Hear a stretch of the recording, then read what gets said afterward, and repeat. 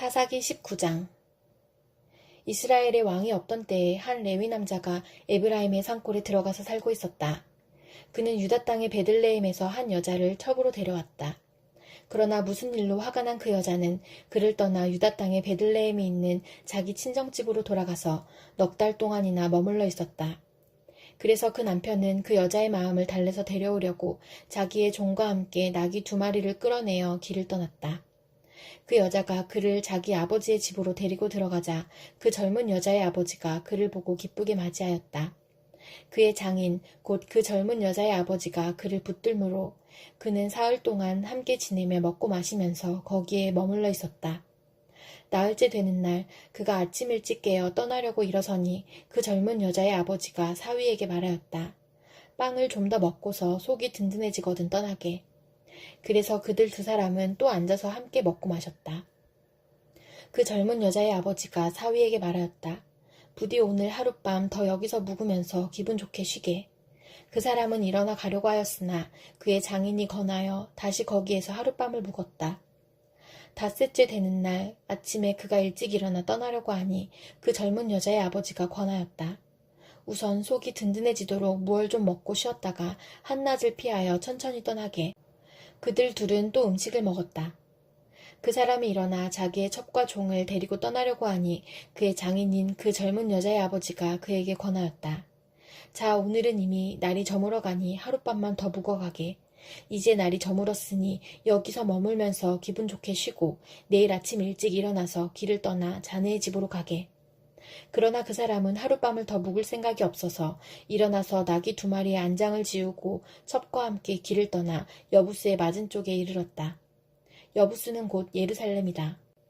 그들이 여부스 가까이에 이르렀을 때에 벌써 하루 해가 저물고 있었다. 그의 종이 주인에게 말하였다. 이제 발길을 돌려 여부스 사람의 성읍으로 들어가 거기에서 하룻밤 묵어서 가시지요. 그러나 그의 주인이 그에게 대답하였다. 안 된다. 이스라엘 자손이 아닌 이 이방 사람의 성읍으로 들어갈 수는 없다. 기브아까지 가야 한다. 그는 종에게 또 말하였다. 기브아나 라마 2곳 가운데 어느 한 곳에 가서 묵도록 하자. 그래서 그들이 그곳을 지나 계속 나아갈 때에 베냐민 지파의 땅인 기브아 가까이에서 해가 지고 말았다. 그들은 기브아에 들어가서 묵으려고 그리로 발길을 돌렸다. 그들이 들어가 성읍 광장에 앉았으나 아무도 그들을 집으로 맞아들여 묵게 하는 사람이 없었다. 마침 그때 해가 저물어 밭에서 일을 마치고 돌아오는 한 노인이 있었다. 그는 본래 에브라임 산간지방 사람인데 그때 그는 기브아에서 살고 있었다. 기브아의 주민은 베냐민 자손이다. 그 노인이 성읍 광장에 나그네들이 있는 것을 알아보고 그들에게 어디로 가는 길인지 어디서 왔는지를 물었다. 레위 사람이 그에게 대답하였다. 우리는 유다 땅의 베들레헴에서 길을 떠나 내가 사는 에브라임 산골로 가는 길입니다. 나는 유다 땅의 베들레헴에 갔다가 집으로 돌아가는 길인데 이곳에서는 아무도 나를 맞아들이는 사람이 없습니다. 우리에게는 나귀에게 먹일 먹이도 있고 또 나와 나의 처와 종이 함께 먹을 빵과 포도주도 있습니다. 부족한 것이라고는 아무것도 없습니다. 노인이 말하였다. 잘 오셨소. 우리 집으로 갑시다. 내가 잘 돌보아 드리리다. 광장에서 밤을 새워서는 안 되지요. 노인은 그들을 자기 집으로 데리고 들어가서 나귀에게 먹이를 주었다. 그들은 발을 씻고 나서 먹고 마셨다. 그들이 한참 즐겁게 쉬고 있을 때에 그 성읍에 불량한 사내들이 몰려와서 그 집을 둘러싸고 문을 두드리며 집 주인인 노인에게 소리질렀다. 노인의 집에 들어온 그 남자를 끌어내시오. 우리가 그 사람하고 관계를 좀 해야겠소. 그러자 주인 노인이 밖으로 나가서 그들에게 말하였다. 여보시오 젊은이들 제발 이러지 마시오. 이 사람은 우리 집에 온 손님이니 그에게 악한 일을 하지 마시오. 제발 이런 수치스러운 일을 하지 마시오. 여기 처녀인 내 딸과 그 사람의 첩을 내가 끌어내다 줄 터이니 그들을 데리고 가서 당신들 좋을 대로 하시오. 그러나 이 남자에게만은 그런 수치스러운 일을 하지 마시오. 그러나 그 불량배들은 노인의 말을 들으려 하지 않았다. 그래서 그 레위 사람은 자기 첩을 밖으로 내보내어 그 남자들에게 주었다. 그러자 그 남자들이 밤새도록 그 여자를 윤간하여 욕보인 뒤에 새벽에 동이 틀 때에야 놓아주었다. 동이 트자 그 여자는 자기 남편이 있는 그 노인의 집으로 돌아와 문에 쓰러져서 아침이 밝아올 때까지 거기에 있었다. 그 여자의 남편이 아침에 일어나서 그 집의 문을 열고 떠나려고 나와보니 자기 첩인 그 여자가 두 팔로 문지방을 잡고 문간에 쓰러져 있었다. 일어나서 같이 가자고 말하였으나 아무 대답이 없었다. 그는 그 여자의 주검을 나귀에 싣고 길을 떠나 자기 고장으로 갔다. 집에 들어서자마자 칼을 가져다가 첩의 주검을 12토막을 내고 이스라엘 온 지역으로 그것을 보냈다. 그것을 보는 사람들마다 이구동성으로 말하였다.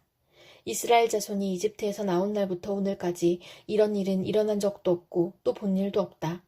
이 일을 깊이 생각하여 보고 의논한 다음에 의견을 말하기로 하자. 사도행전 23장. 바울이 의회원들을 주목하고 말하였다. 동포 여러분, 나는 이날까지 하나님 앞에서 오로지 바른 양심을 가지고 살아왔습니다.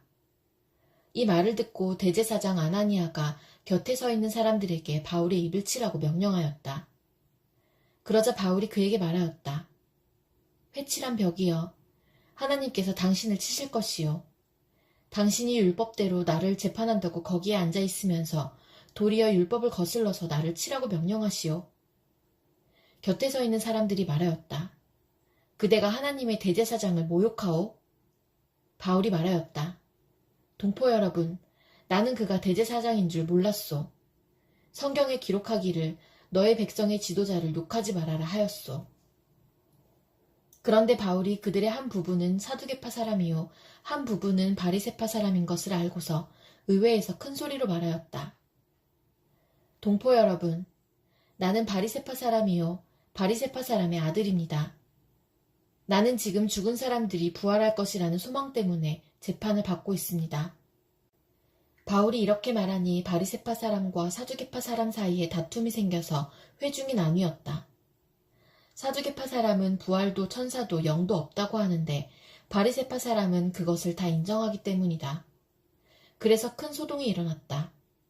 바리새파 사람 편에서 율법학자 몇 사람이 일어나서 바울 편을 들어서 말하였다. 우리는 이 사람에게서 조금도 잘못을 찾을 수 없습니다. 만일 영이나 천사가 그에게 말하여 주었으면 어찌하겠습니까? 싸움이 커지니 천부장은 바울이 그들에게 찢길까 염려하여 군인더러 내려가서 바울을 그들 가운데서 빼내어 병영 안으로 데려가라고 명령하였다. 그날 밤에 주님께서 바울 곁에 서서 말씀하셨다. 용기를 내어라. 내가 예루살렘에서 나의 일을 증언한 것과 같이 로마에서도 증언하여야 한다.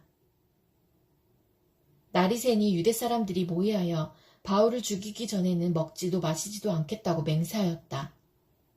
이 모의에 가담한 사람은 40명이 넘었다. 그들이 대제사장들과 장로들에게로 가서 말하였다. 우리는 바울을 죽이기 전에는 아무것도 입에 대지 않기로 굳게 맹세하였습니다. 그러니 이제 여러분은 의회와 짜고서 바울에 관한 일을 좀 더 정확하게 알아보려는 척하면서 천부장에게 청원하여 바울을 여러분 앞에 끌어내어 오게 하십시오. 우리는 그가 이곳에 이르기 전에 그를 죽여버릴 준비를 다 해놓았습니다.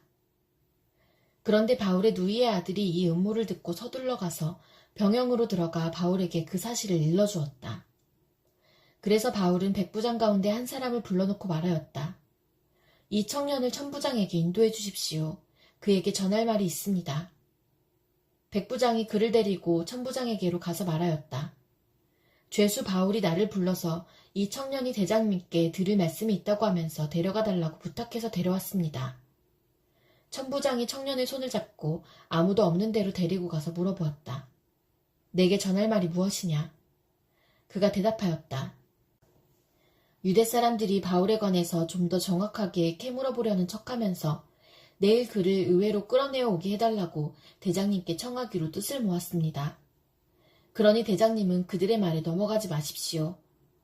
바울을 죽이기 전에는 먹지도 마시지도 않겠다고 맹세한 사람이 40명 남짓 매복하여 바울을 기다리고 있습니다. 그들은 지금 준비를 다하고 대장님에게서 승낙이 내리기만을 기다리고 있습니다. 천부장은 그 청년에게 이 정보를 내게 제공하였다는 말을 아무에게도 하지 말아라 하고 당부한 뒤에 그를 돌려보냈다. 천부장이 백부장 두 사람을 불러서 명령하였다. 오늘 밤 9시에 가이사랴로 출발할 수 있도록 보병 200명과 기병 70명과 창병 200명을 준비하여라. 또 바울을 벨릭스 총독에게로 무사히 호송할 수 있도록 그를 태울 짐승도 마련하여라. 그리고 천부장은 이렇게 편지를 썼다. 글라우디오 루시아는 삼가 총독 벨리스 가깝게 문안드립니다. 이 사람은 유대 사람들에게 붙잡혀서 죽임을 당할 뻔하였습니다. 그런데 나는 그가 로마 시민인 것을 알고 군대를 거느리고 가서 그를 구해냈습니다. 유대 사람들이 무슨 일로 그를 고소하는지를 알아보려고 나는 그들의 의회로 그를 데리고 갔습니다. 나는 그가 유대 사람의 율법 문제로 고소를 당하였을 뿐이며 사형을 당하거나 갇힐 만한 아무 죄가 없다는 것을 알았습니다. 그런데 이 사람을 해하려고 하는 음모가 있다는 정보를 듣고서 나는 당장에 그를 총독님께로 보내는 바입니다. 그리고 그를 고발하는 사람들에게도 그에 대한 일을 각하 앞에 제소하라고 지시하여 두었습니다. 군인들은 명령을 받은 대로 바울을 넘겨받아서 밤에 안디바드리로 데려갔다. 그리고 이튿날 기병들에게 그를 호송하게 맡기고 그들은 병영으로 돌아왔다. 기병들이 가이사랴에 이르러서 그 편지를 총독에게 전달하고 바울도 그 앞에 데려다가 세웠다. 총독은 그 편지를 읽고 나서 바울에게 어느 지방 출신인가를 물어보았다. 총독은 바울이 길리기아 출신인 것을 알고 그대를 고소하는 사람들이 도착하면 그대의 말을 들어보겠네 하고 말한 뒤에 그를 헤롯궁에 가두고 지키라고 명령하였다. 예레미야 33장. 예레미야가 여전히 근위대 뜰 안에 갇혀 있을 때에 주님께서 그에게 두 번째로 말씀하셨다. 땅을 지으신 주님, 그것을 빚어서 제자리에 세우신 분께서 나에게 말씀하셨다. 그 이름이 주이신 분께서 말씀하셨다. 내가 나를 부르면 내가 너에게 응답하겠고 내가 모르는 크고 놀라운 비밀을 너에게 알려주겠다.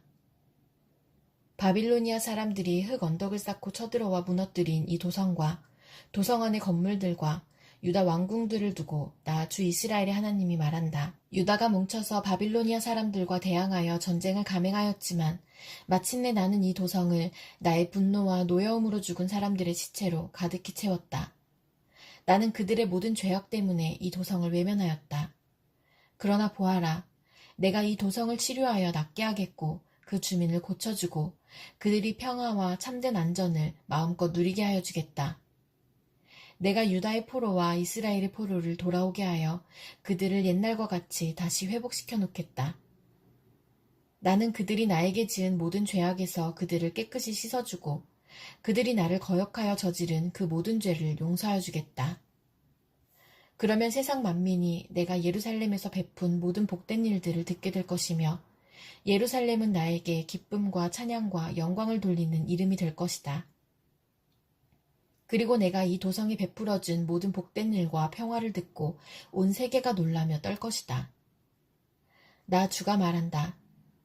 너희들은 이곳이 황폐하여 사람도 없고 짐승도 없다고 말하지만 지금 황무지로 변하여 사람도 없고 주민도 없고 짐승도 없는 유다의 성읍들과 예루살렘의 거리에 또다시 환호하며 기뻐하는 소리와 신랑 신부가 즐거워하는 소리와 감사의 찬양 소리가 들릴 것이다. 주의 성전에서 감사의 제물을 바치는 사람들이 이렇게 찬양할 것이다. 너희는 만군의 주님께 감사하여라. 진실로 주님은 선하시며 진실로 그의 인자하심 영원히 변함이 없다. 내가 이 땅의 포로들을 돌아오게 하여 다시 옛날과 같이 회복시켜 놓겠다. 나 주의 말이다. 나 만군의 주가 말한다. 지금은 황폐하여 사람도 없고 짐승까지 없는 이곳과 이 땅의 모든 성읍에 다시 양떼를 뉘어 쉬게 할 목자들의 초장이 생겨날 것이다. 산간 지역의 성읍들과 평지의 성읍들과 남쪽의 성읍들과 베냐민 땅과 예루살렘의 사방과 유다의 성읍들에서 목자들이 그들이 치는 양을 셀 것이다. 나 주의 말이다. 나 주의 말이다. 보아라. 내가 이스라엘 가문과 유다 가문에 약속한 그 복된 약속을 이루어줄 그날이 오고 있다. 그때 그 시각이 되면 한 의로운 가지를 다윗에게서 돋아나게 할 것이니 그가 세상의 공평과 정의를 실현할 것이다. 그때가 오면 유다가 구원을 받을 것이며 예루살렘이 안전한 거처가 될 것이다. 사람들이 예루살렘을 주님은 우리의 구원이시다 하는 이름으로 부를 것이다. 나 주가 말한다. 이스라엘 민족의 왕좌에 앉을 사람이 다윗에게서 끊어지지 않을 것이다. 레위 지파의 제사장 가운데서도 나에게 번제물을 바치며 곡식 제물을 살라 바치고 희생 제물을 바칠 사람이 끊어지지 않을 것이다. 주님께서 예레미야에게 이렇게 말씀하셨다. 나 주가 말한다. 낮에 대한 나의 약정과 밤에 대한 나의 약정을 너희가 깨뜨려서 낮과 밤이 제 시간에 오지 못하게 할 수 있겠느냐? 그런 일이 있을 수 있다면 나의 종 다윗에게 세운 나의 언약도 깨지는 일이 없고 다윗에게도 그의 왕좌에 앉아서 다스릴 자손이 끊어지는 일이 없고 나를 섬기는 레위 지파의 제사장들에게 세운 나의 언약도 깨지는 일이 없을 것이다. 셀 수 없이 많은 하늘의 별처럼 측량할 수 없이 많은 바다의 모래처럼 내가 나의 종 다윗의 자손과 나를 섬기는 레위 사람들을 불어나게 하겠다. 주님께서 예레미야에게 이렇게 말씀하셨다. 너는 이 백성이 주님께서는 자신이 택하신 두 족속을 버리셨다고 말하는 것을 듣지 못하였느냐? 그래서 사람들이 내 백성을 멸시하고 다시는 나라를 이루지 못할 것으로 여기고 있다. 나 주가 말한다.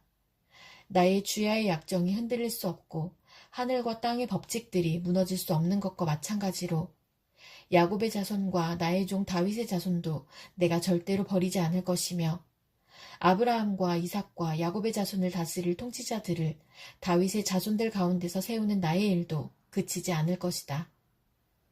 이제는 참으로 내가 이 백성을 불쌍히 여겨서 그들 가운데서 포로가 된 사람들을 돌아오게 하겠다. 시편 3편. 주님, 나를 대적하는 자들이 어찌 이렇게도 많습니까? 나를 치려고 일어서는 자들이 어찌 이렇게도 많습니까? 나를 빗대어 하나님도 너를 돕지 않는다 하고 빈정대는 자들이 어찌 이렇게도 많습니까? 그러나 주님은 나를 애워싸주는 방패, 나의 영광, 나의 머리를 들게 하시는 분이시니 내가 주님을 바라보며 소리 높여 부르짖을 때에 주님께서는 그 거룩한 산에서 응답하여 주십니다. 내가 누워 고나게 잠들어도 또다시 깨어나게 되는 것은 주님께서 나를 붙들어 주시기 때문입니다.